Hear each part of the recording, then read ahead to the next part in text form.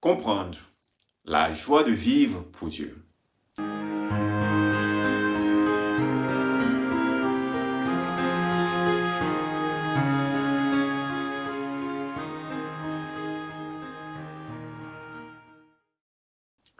Bienvenue à votre émission.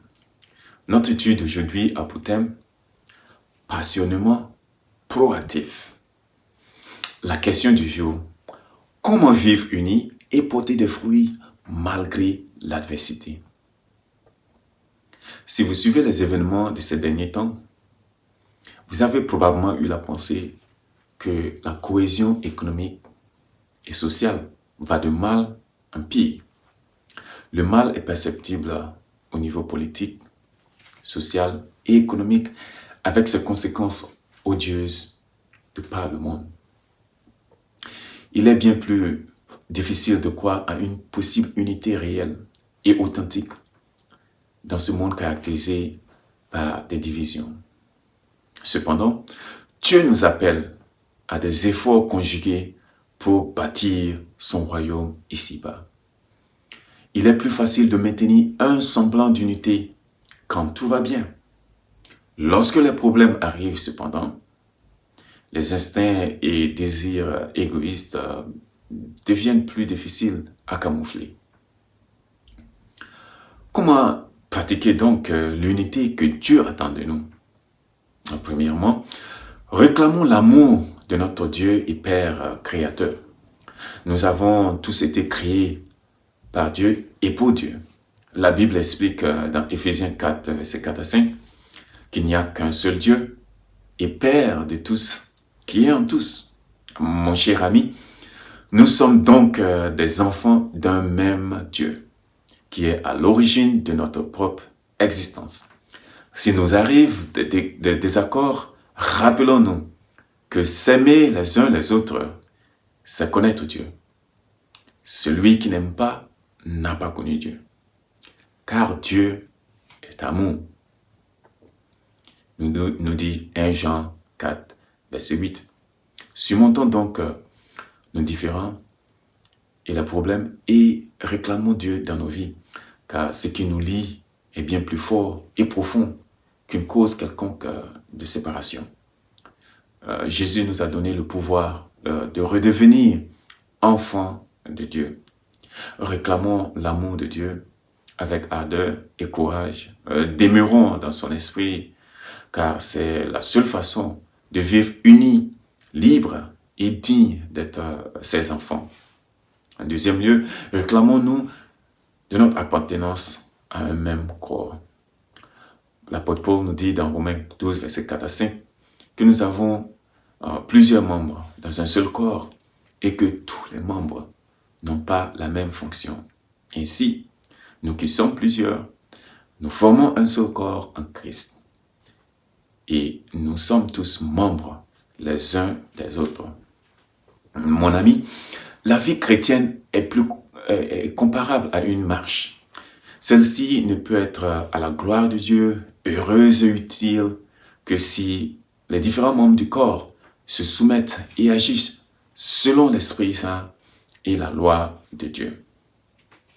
Troisièmement, collaborons avec les uns les autres pour servir Dieu. Dieu nous fait grâce de dons spirituels pour que nous puissions travailler ensemble de façon efficace. Dans 1 Pierre 4, verset 10 à 11, il dit que comme de bons dispensateurs de grâce de Dieu, que chacun de vous mette au service des autres le don qu'il a reçu. Il parle que ce soit comme annonçant les oracles de Dieu. Depuis quelques années, je dirige un groupe d'études bibliques. Et une fois, un jeune homme accompagné de sa petite amie, visitèrent l'église et furent immédiatement conduits vers notre groupe. Ils avaient cessé d'aller à l'église bien des années. Ils étaient à la recherche d'une église qui leur permettrait de s'épanouir et comprendre la volonté de Dieu. Depuis lors, ils n'ont cessé de fréquenter l'église et de participer activement au groupe. après nos repas en commun habituels, nous prenions du temps pour étudier la Bible. Nous avons aussi créé un groupe d'une douzaine de membres sur WhatsApp pour rester en contact. C'est ainsi que nous partagions nos expériences et découvertes bibliques et spirituelles, et surtout, nous encourageons les uns les autres. Quelques mois plus tard, le jeune homme et sa petite amie se sont baptisés ensemble et se sont mariés par la suite.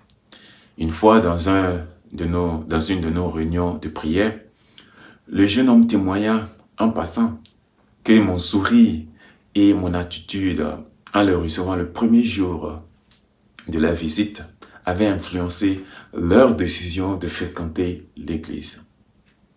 Clairement, c'est Dieu qui a rendu possible, avec la collaboration des autres, ce qui aurait été difficile, voire impossible à une seule personne.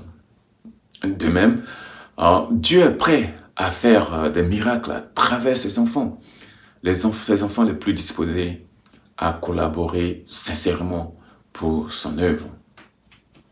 Dans Jean 13, verset 15, Jésus nous donne un exemple à suivre. Après avoir lavé les pieds de ses disciples, un acte d'humilité et de service, il nous encourage à suivre son exemple et à nous servir les uns les autres. Jésus ne se plaçait jamais au-dessus des autres. Son style de leadership se définit par l'amour du prochain et le service. Humilité et service vont de pair. À la naissance de l'Église, les convertis venaient d'horizons différents. Les divisions sociales et linguistiques ont très tôt menacé de perturber l'unité de la communauté chrétienne naissante. Mais l'amour de Dieu a pris le dessus avec l'aide du Saint-Esprit, créant une unité qui rendit possible les exploits que nous témoigne la Bible. Toi qui suis cette émission, Dieu a besoin de toi pour unir son peuple dans ce contexte mondial divisé. Si tu as le désir de vivre pour Dieu, je t'invite à prier. Bon Dieu, créateur de l'univers et Père de tous, je te prie en ce moment de toucher chacun de nos cœurs et de nous transformer à salut. Nous avons besoin d'amour, nous avons besoin de salut, nous avons besoin de vivre unis. Nous avons besoin de renouveler notre alliance, non seulement avec toi, mais aussi avec les uns et les autres, car l'amour est au cœur de ton caractère. Bénis donc chacun d'entre nous et aide-nous à aimer comme tu nous as aimés.